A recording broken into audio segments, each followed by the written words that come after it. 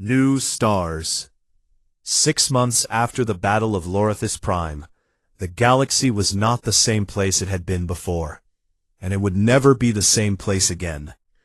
The concordance was crumbling, and everyone knew it, and the only question was what would replace it, and whether the thing that came next would be better or worse than the thing that had failed so completely when it mattered most. 12 species had formally withdrawn from the Concordance's mutual defense framework, and they had done so publicly and loudly, and the statement they released called it a mutual indifference pact, and that phrase spread across the galaxy and became the thing that everyone called it, and it stuck because it was true, and everyone knew it was true, and the Concordance could not argue against it, because the evidence was a battle that had been fought by humans and volunteers, while the Concordance watched from a safe distance and counted acceptable losses. And Admiral Geltour, who had ordered the strategic withdrawal that had nearly allowed the Lorathi to be wiped out, found himself facing questions from his own people, and the questions were not polite.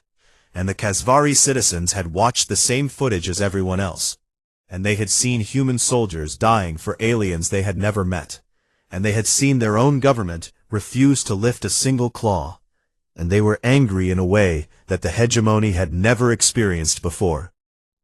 On Lorithis Prime, the crystal forests were growing back in the places where the battle had scorched the earth, and the Lorathi had a word for this kind of regrowth, which roughly translated to the light that comes after fire, and they used this word a great deal in the months that followed.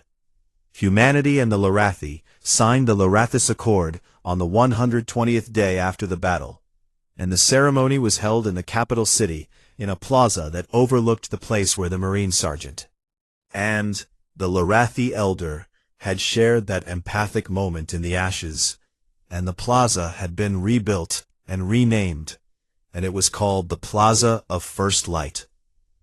The accord was a mutual defense and cultural exchange treaty, and it was simple and clear, and it said that each species would defend the other as if defending itself, and that knowledge and art and science would flow freely between them, and it was the foundation stone of something larger.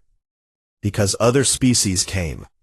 The Drelkani signed on within 2 weeks, and then the Masari, and then the Paivathi, and then a dozen smaller civilizations that had spent their entire histories being afraid and being ignored, and being told that their safety was someone else's problem.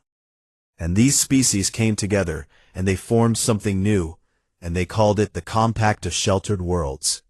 The founding document of the Compact was written by 2 people working together, and one was a Lorathi poet named Valith, who had survived attack on the Gentle Inquiry, and the other was a human marine corporal named James Okafor, who had been one of the soldiers on the ground at Lorithis Prime. And they wrote the document together over the course of a week, arguing about every word until they had something they both believed in. The founding principle read as follows: No signal for help shall go unanswered, and no voice crying in the dark shall be met with silence. And the strong shall stand for the weak, not because it is easy, but because it is what strength is for.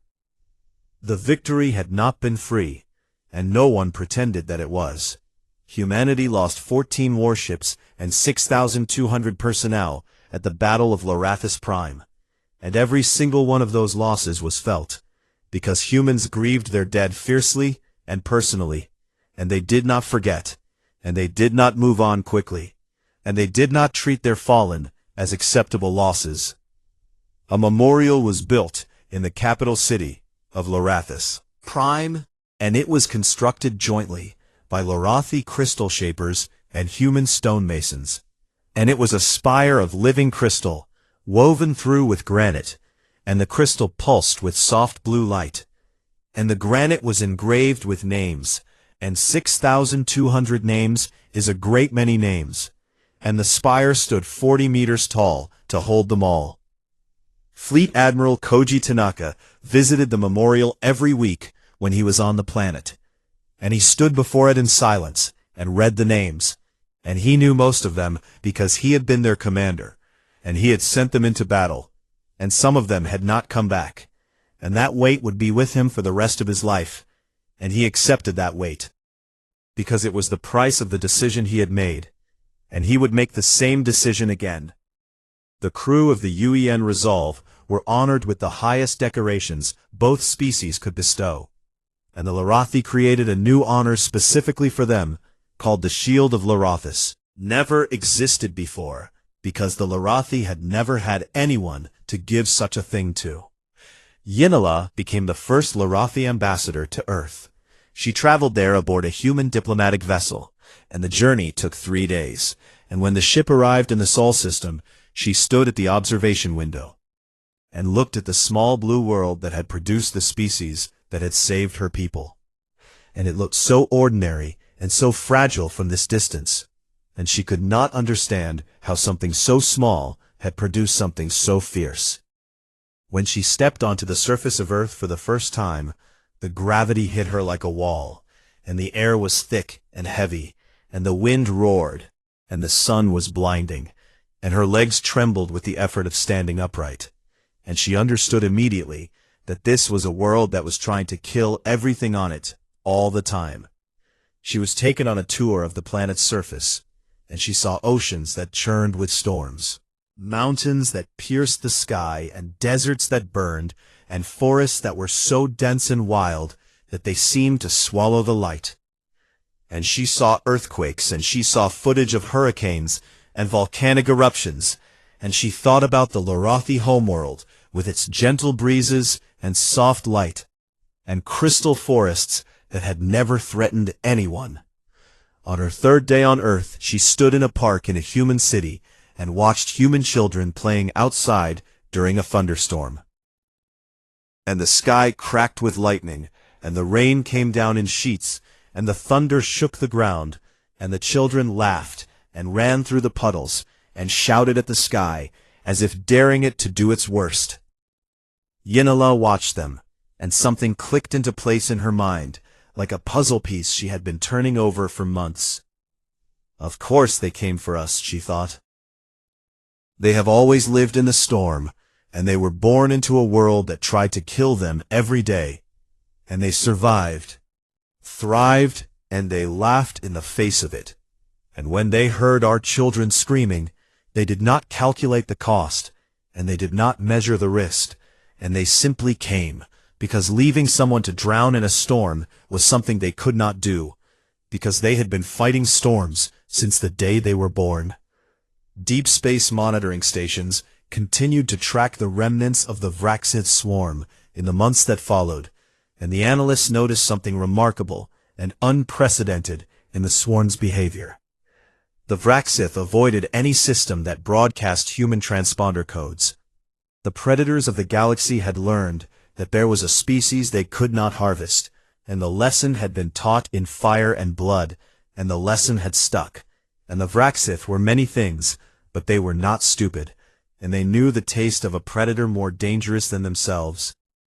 A concordance historian named Thuvalis spent 6 months writing the definitive assessment of humanity's intervention, and the document ran to 300 pages, and it was meticulous and thorough, and it examined every aspect of the crisis, from the initial SOS to the founding of the compact, and it would be studied and debated for centuries. The final line of the document was the one that everyone remembered. We called them monsters, and we called them Death Worlders, and we were right, because they are exactly as dangerous as we feared. But what we failed to understand is that they are dangerous on behalf of everyone who cannot be dangerous for themselves.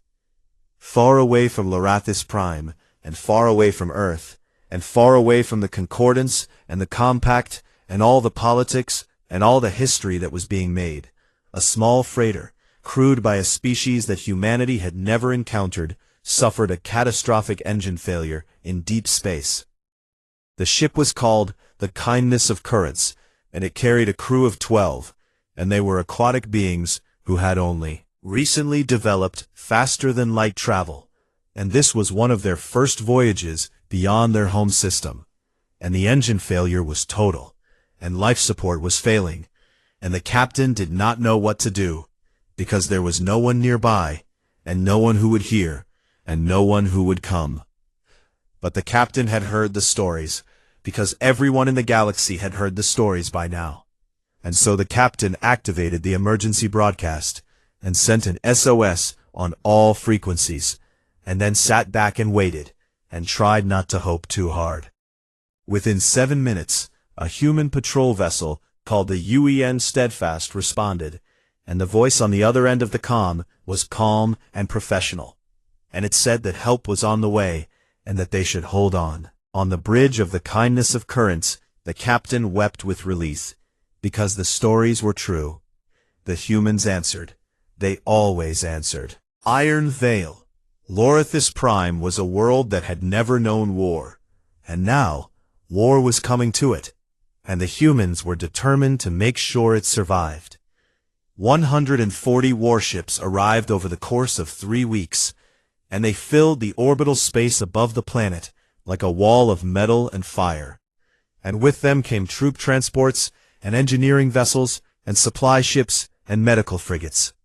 And the sheer scale of the human deployment stunned the Lorithi, who had never seen so many ships in one place, and had certainly never seen ships that looked like these, because human warships were not elegant, and they were not beautiful, and they were built for one purpose, and that purpose was obvious.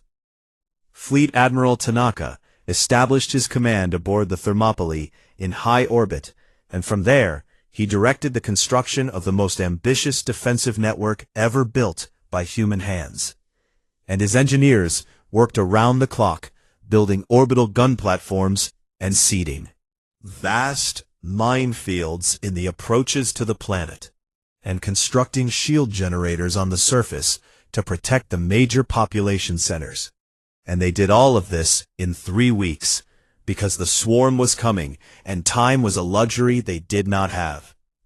The Larathi watched the humans work, and they did not understand most of what they saw, but they helped where they could, and their scientists worked alongside human engineers to calibrate the shield generators, and the two species discovered something surprising, which was that they liked each other, and the humans were loud and strange, and they ate food that smelled terrible, and they laughed at things that were not funny, but they were also warm and curious, and they asked the Larathi about their crystal forests and their bioluminescent oceans, and they listened with genuine wonder.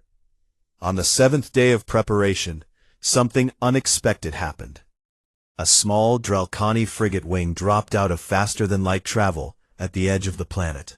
System and the Drelkani were a reptilian species with 6 legs and armored hides, and they were not powerful, but they were proud, and their government had officially sided with the Kasvari in opposing the human intervention. But this wing had come anyway, against orders.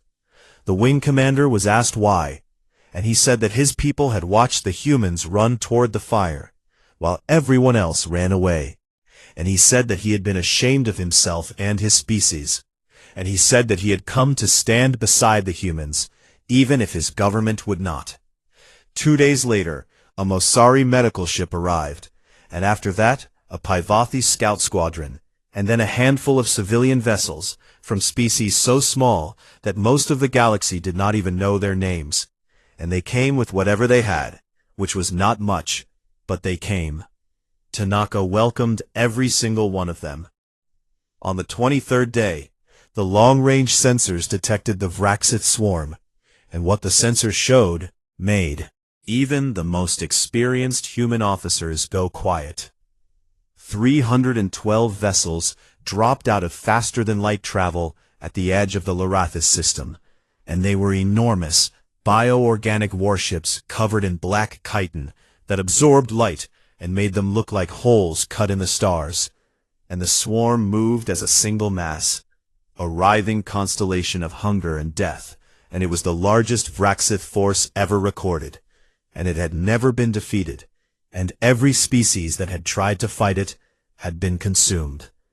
The swarm outnumbered the human fleet more than 2 to 1.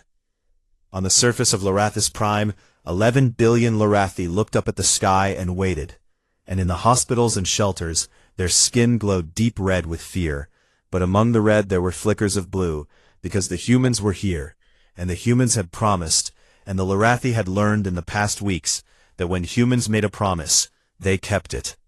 Fleet Admiral Tanaka stood on the bridge of the Thermopylae, and he looked at the sensor readings, and he looked at his officers, and then he addressed the entire fleet on an open channel.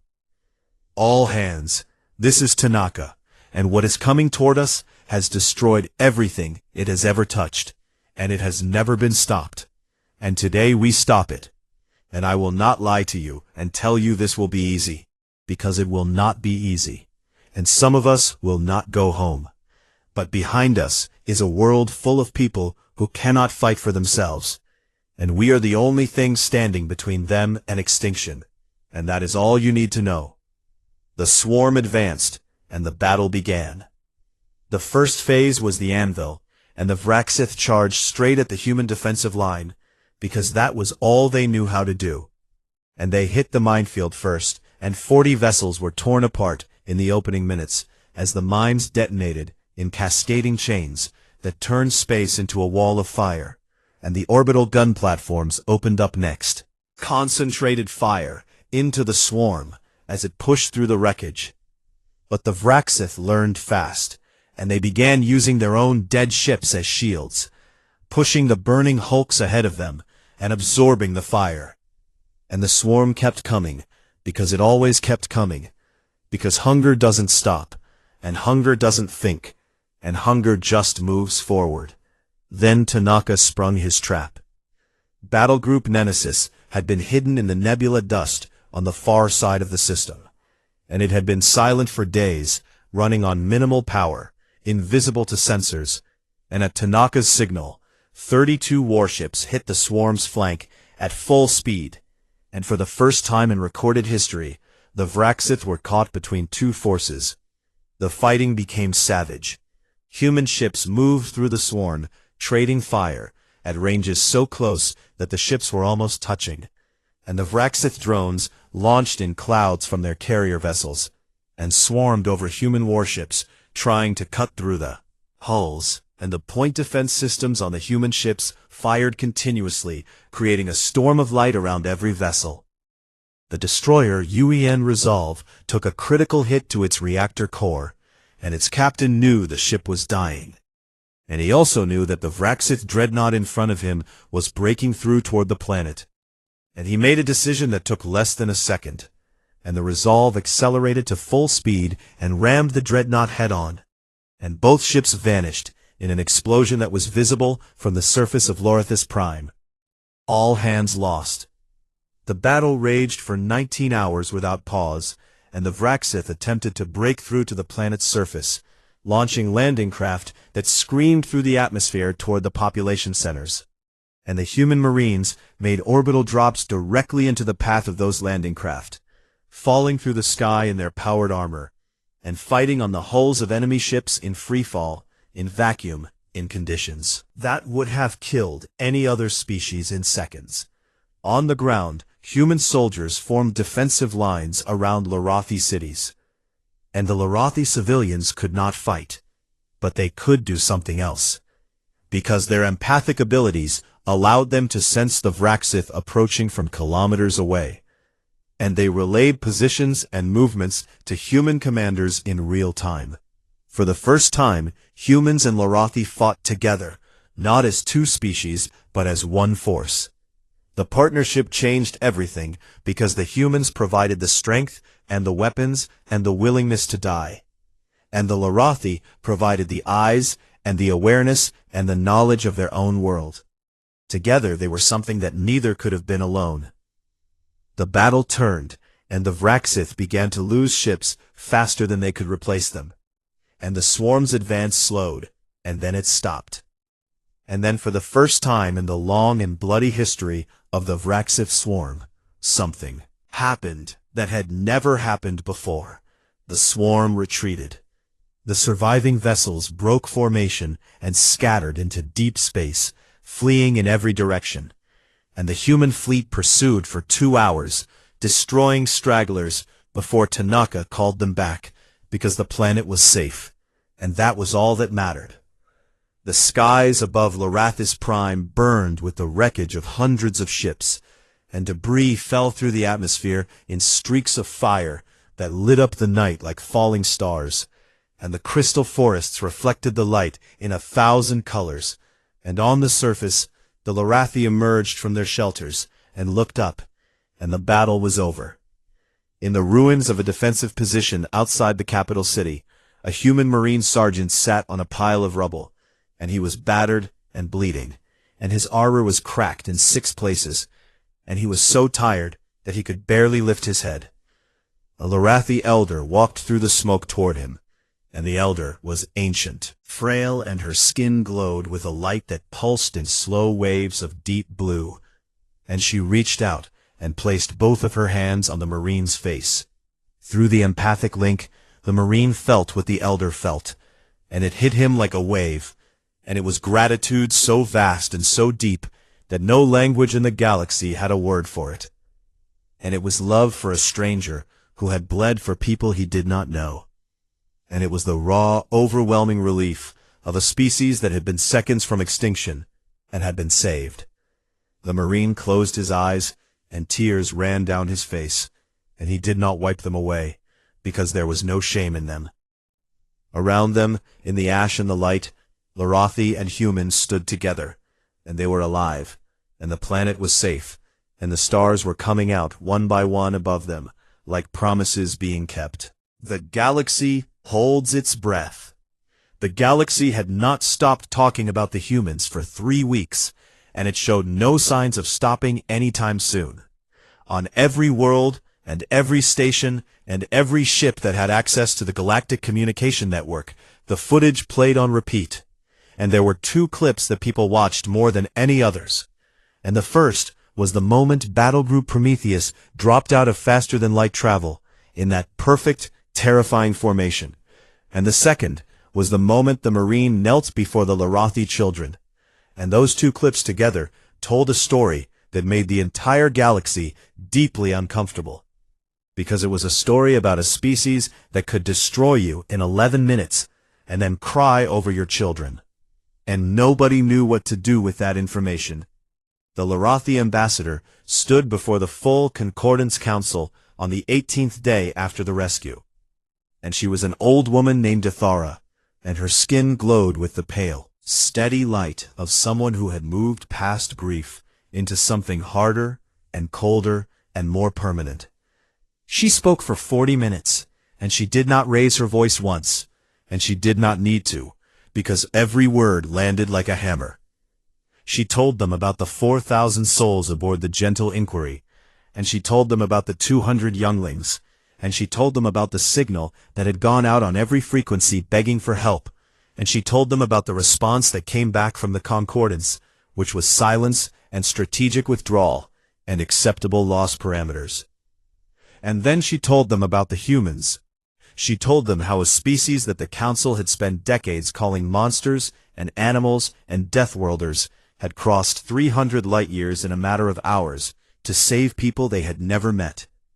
And she told them how those supposed monsters had carried wounded Lorathi in their arms and sung clumsy lullabies to frighten children. Told them how the most dangerous species in the galaxy had proven itself to be the only species with the courage to do what was right. And then she said the thing that broke the Council. You heard our children screaming, and you did nothing. And the humans heard our children screaming, and they sent a fleet. And I want every delegate in this chamber to sit with that truth and tell me which species is the real monster in this story. The chamber was silent, and it stayed silent for a long time. The Lorathi government formally requested a mutual defense pact with United Earth, and this was the first time in the history of the Concordance that any member species had sought a direct bilateral alliance with the humans, and it sent shockwaves through every government in known space. The Concordance fractured almost immediately along 2 lines. The first faction was led by Admiral Geltor and the Kasvari hegemony, and they were afraid, and their fear made them angry. And they stood before the Council and called the human intervention a calculated power play and an act of military expansionism discursed as charity.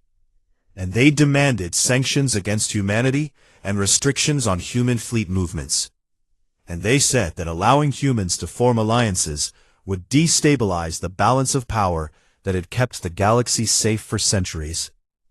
The second faction did not have a leader, and it did not have a name, and it was made up of the small species, and the wake species, and the species that had spent their entire existence being preyed upon by groups like the Vraxith. And these species did not speak on the council floor, because they did not have enough votes to matter.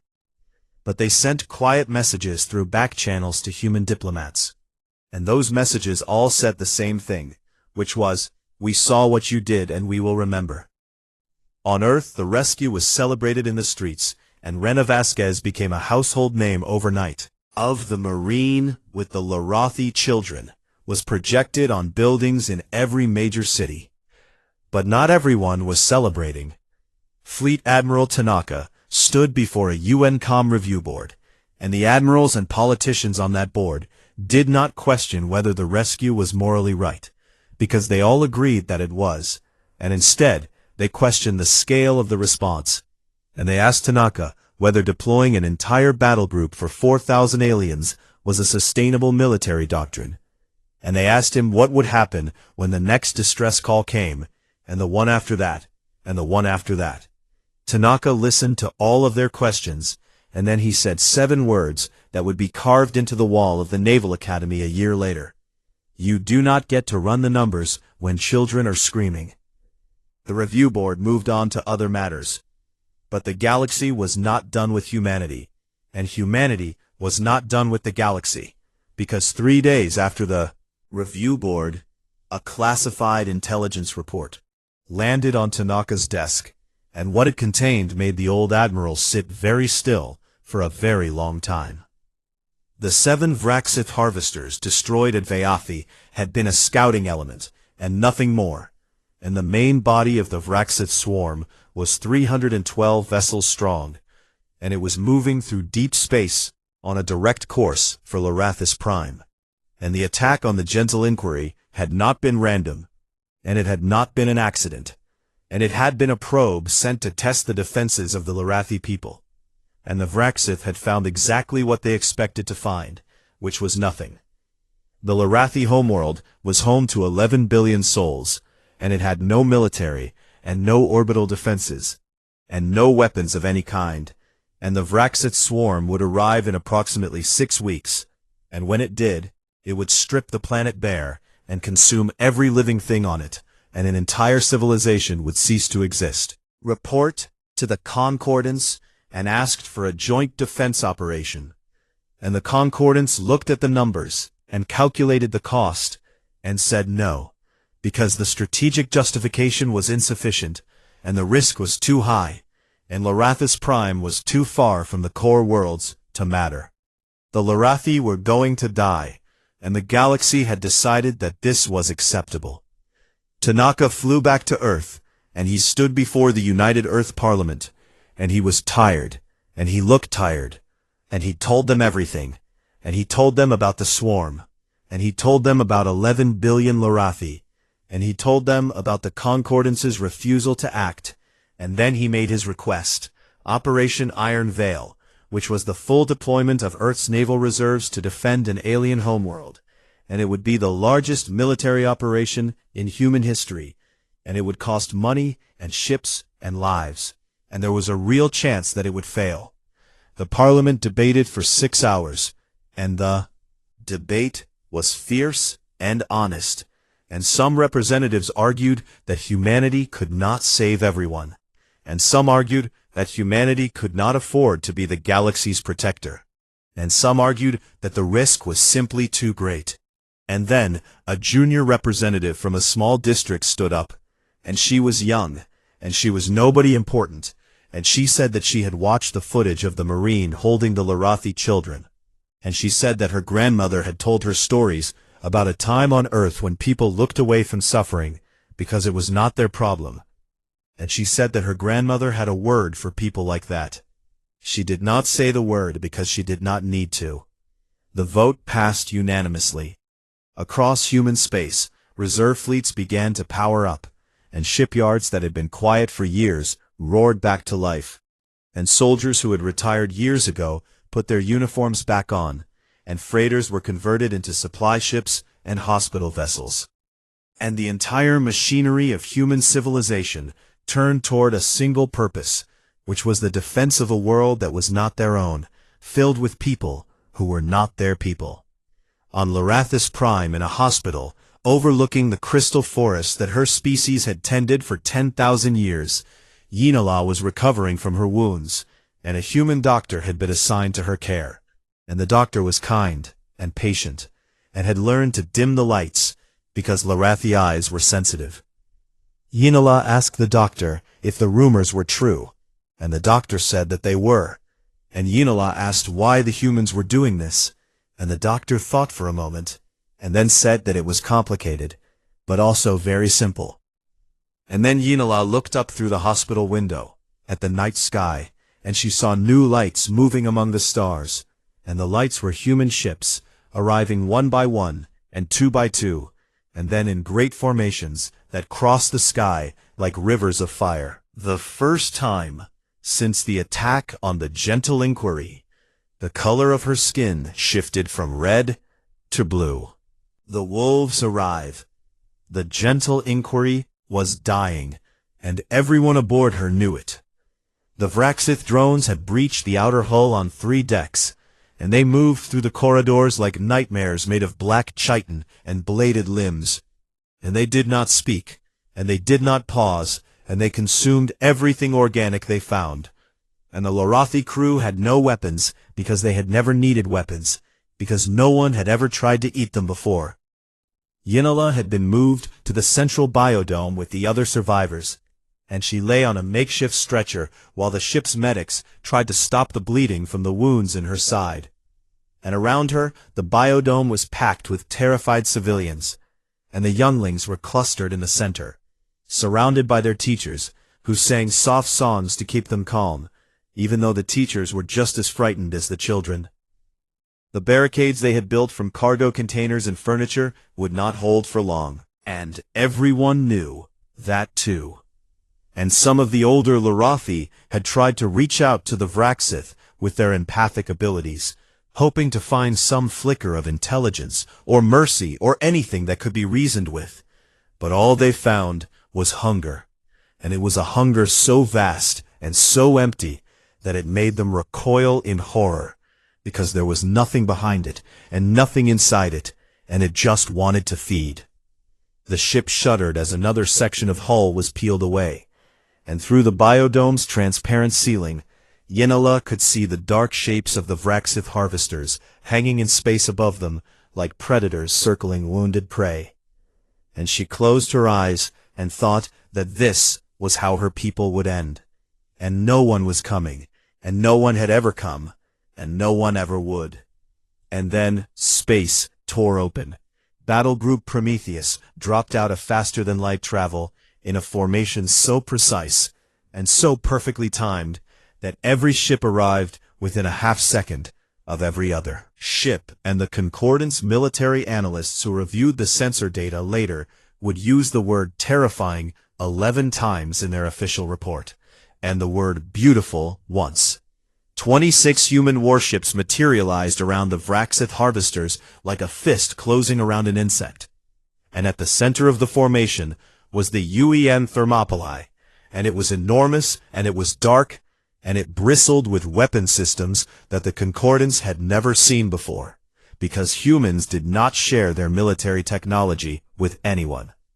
The fleet broadcast on all frequencies, and the message was simple, and it was delivered in a calm, clear voice that carried no emotion at all.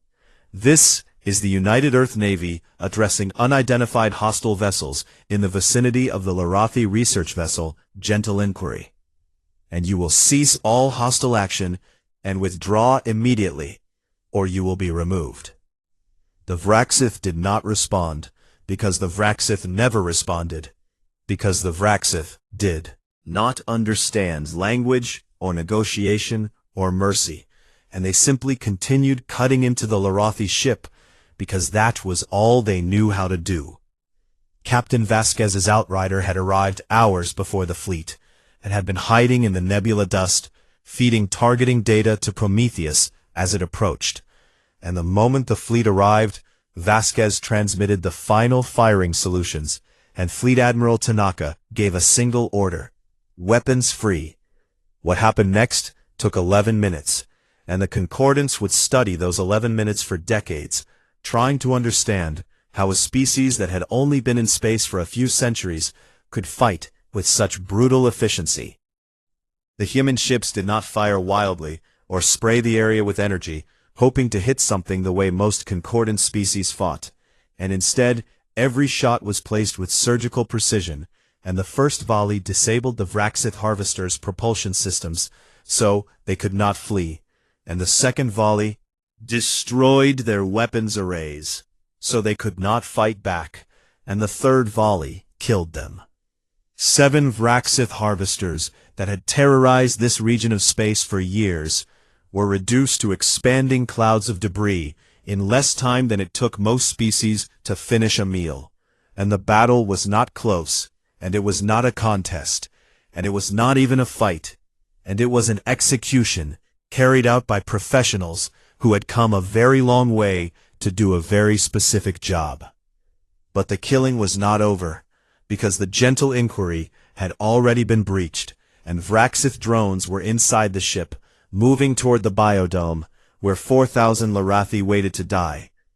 Fleet Admiral Tanaka dispatched Marine Assault Company Helldivers, and 200 human soldiers in powered combat armor launched from the assault carrier UEN Fury of Sol, and crossed the distance between ships in armored boarding pods that slammed into the Larathi vessel's hull, and burned through in seconds, through the corridors of the gentle inquiry, like a force of nature. And they were each over 2 meters tall in their armor, and they weighed 4 times what a Larathi weighed, and they carried weapons that could punch through starship bulkheads, and they used those weapons with terrible purpose. The Vraxith drones were fast, and they were savage, and their bladed limbs could cut through most metals, but they had never encountered anything like human marines in full combat gear.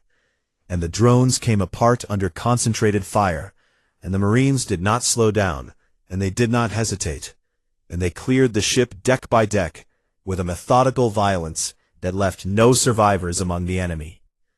Yanala heard them before she saw them, and what she heard was the heavy rhythmic thudding of armored boots on metal floors, and the sharp crack of human weapons.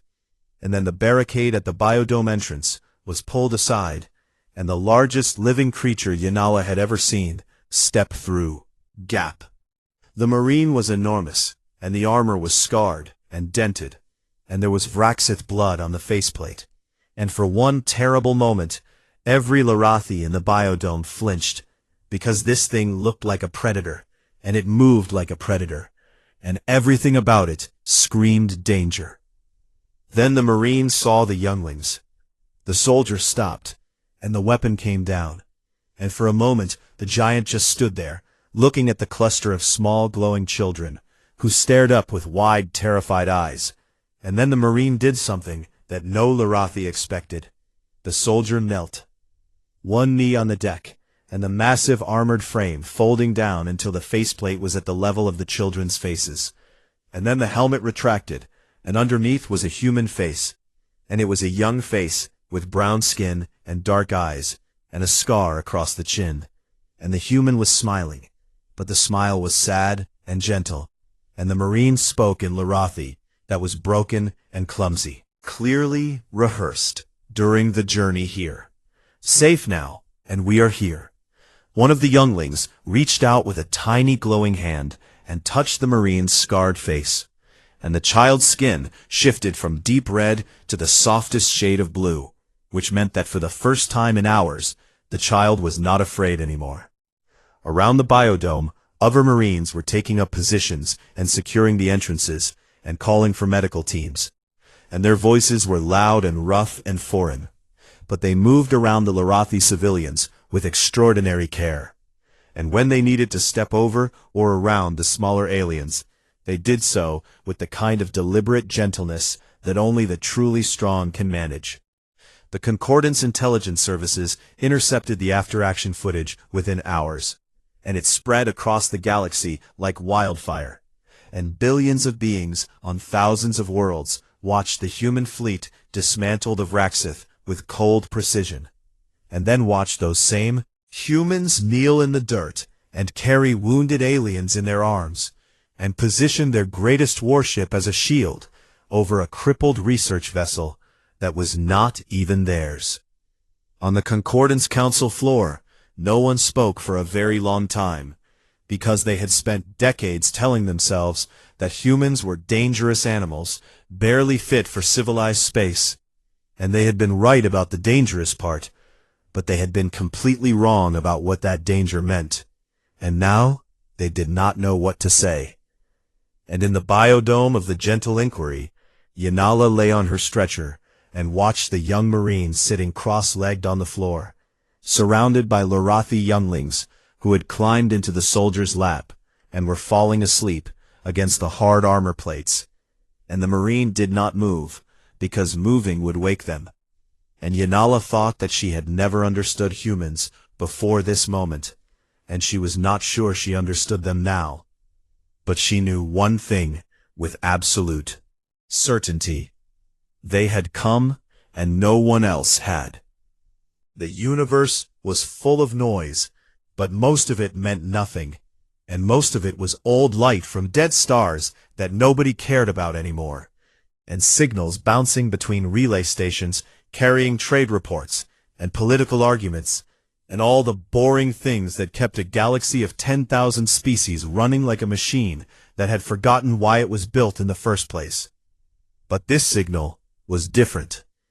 Deep inside the Vayathi Nebula, where dying stars painted the dust clouds in shades of red and gold, a ship called the Gentle Inquiry was screaming for help, and the scream was real and raw, and it cut through the background noise of the galaxy like a blade through silk.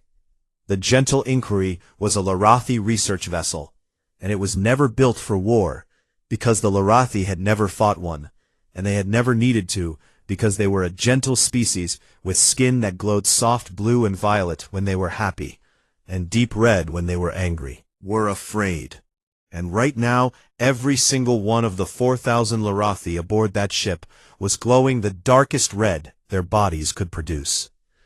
Senior Communications Officer Yanala pressed her bleeding hands against the console and forced herself to stay conscious, even though the pain was like fire running through her bones, and the ship groaned around her like a dying animal, and the lights flickered, and somewhere below her deck she could hear the sound of metal being torn apart from the outside. The Vraxith had found them. Everyone in the galaxy knew what the Vraxith were, and everyone in the galaxy pretended they were someone else's problem, because that was easier than doing something about it. The Vraxith were a swarm species that moved through space like locusts through a wheat field, and they did not negotiate, and they did not communicate, and they did not stop, and they ate everything and everyone in their path, and converted the biomass into fuel for their endless hunger. 7 Vraxith harvesters had surrounded the Gentle Inquiry, and they were cutting through the hull with plasma torches that burned hotter than the surface of a star. And Yanala could hear the screams of her people echoing through the corridors. And mixed in with those screams were the high, thin wails of children, because this ship carried 200 younglings on an educational voyage, and those children were now huddled in the central biodome with their teachers, trying to keep them calm, while monsters ate through the walls. Yanala activated the emergency broadcast, and she put everything she had into that signal, and she broadcast it wide and open on every frequency she could reach. And she did not encrypt it, because she wanted everyone to hear it, and she did not care who was listening, because anyone would do, and someone had to come, and someone had to care. The signal raced outward at the speed of light, and then faster through the subspace relay network, and it reached Concordance Central Command in less than 4 minutes. Admiral Geltur of the Kasvari Hegemony was the ranking military officer on duty, and he was a tall, insectoid creature with compound eyes that could process 12 visual streams simultaneously. He watched the distress signal play out on his command screen with all 12 of those eyes. He saw the damage reports. He saw the life sign readings, and he heard the children crying in the background.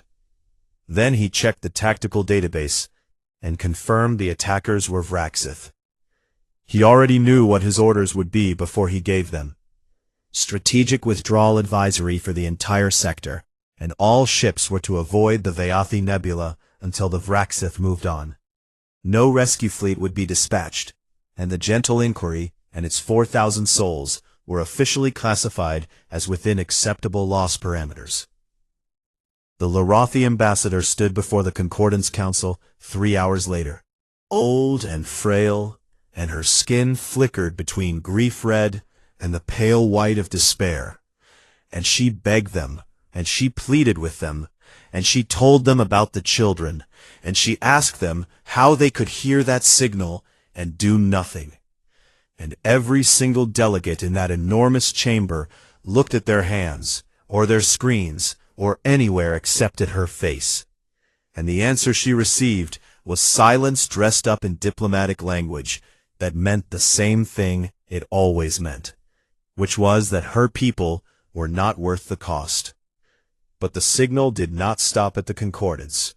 300 light-years from the nebula, a human corvette called the UEN Outrider was running a long-range patrol along the border of mapped space, and Captain Rena Vasquez was drinking coffee in her command chair when the signal hit her communications array, and her comm officer played it on the bridge speakers, and the bridge went quiet. Vasquez was a small woman with dark eyes and scars on her hands from a dozen deployments, and she had been a soldier for 20 years, and she had heard distress calls before, but she had never heard anything like this. And what made her set down her coffee and sit up straight was not the damage reports or the tactical data, but the sound underneath all of it, which was the sound of children screaming. And she knew that sound because she had a daughter back on Earth who was 6 years old. She opened a priority channel to United Earth Naval Command, and within 90 minutes her report had reached Fleet Admiral Koji Tanaka, who was a quiet man with gray hair and steady hands, who had commanded human fleets for 30 years and had never lost a battle, and who read the report twice and then looked at the ceiling of his office for a long time.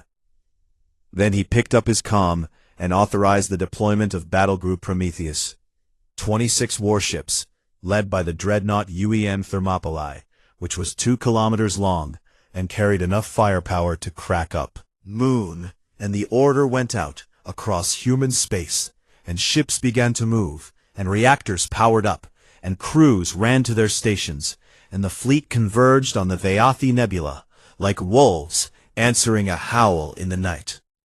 Across a dozen Concordance relay stations, the operators on duty watched their screens with growing disbelief as they tracked the energy signatures of the human fleet. And the readings were so high that automated hazard warnings began firing on every monitoring system in the sector. And one by one, the operators contacted their superiors, and their superiors contacted their governments, and the word spread through the halls of galactic power like a cold wind. On the Concordance Council floor, a Kasfari diplomat leaned toward his colleague and whispered in a voice that shook slightly, and what he said was this: "The Death Worlders are moving, and they are bringing everything they have." And for the first time in a very long time, the galaxy paid attention to the humans, and the galaxy was afraid.